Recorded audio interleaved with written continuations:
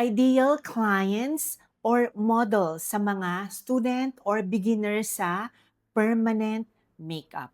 Ayan, napansin ko nga kasi sa mga student ko minsan parang kinakabahan sila or naguguluhan, nai-stress. So ito nga, bibigyan na namin kayo ng tips, mga ideal, good candidates na pwede nyong pagsimulan sa paggawa ng permanent makeup. And so pinakauna, maganda mag-stick muna kayo to 21 years old to 35 years old. Yan, iwas muna tayo siguro sa mga matured kasi syempre nga ang skin nila mas manipis na and ayan nga baka mas mahirap na sila gawan. Then, stick din muna tayo sa normal to dry skin. So, iwas kayo mga oily skin, sensitive skin, mga nagre-rejuve kasi nga of course, baka mas madugo yan, mas masaktan and hindi maganda ang result sa kanila. Then, stick din muna into fair to medium skin tone kasi nga kapag medyo on the darker skin tone, baka mas mahirapan din kayo.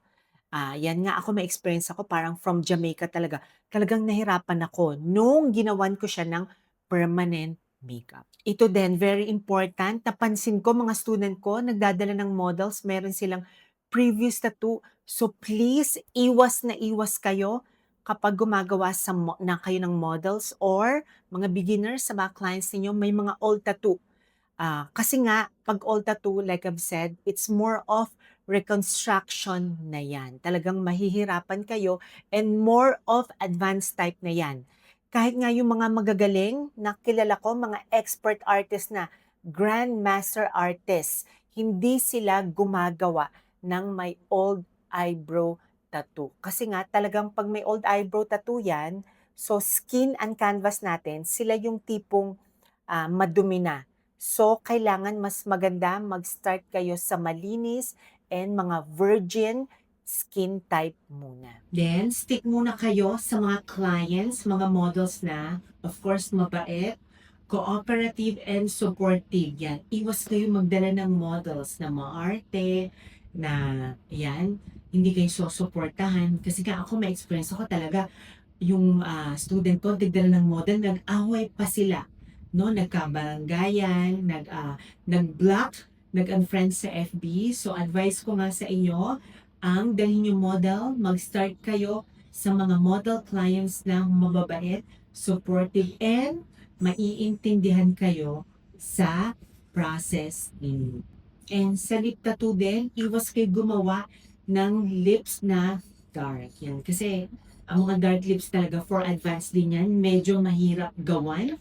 For dark lips nga, usually 3, 4, or 5 sessions needed. Kasi nga napansin ko, may student ako dito, nagdadala sila for lip tattoo. Ang dark ng lips and ang dry. So, please iwas kayo sa mga ganun. Stick muna sa pale lips. Tapos, minsan pa gusto ma-achieve ng mga models nila is yung dark lips tapos magpipink agad.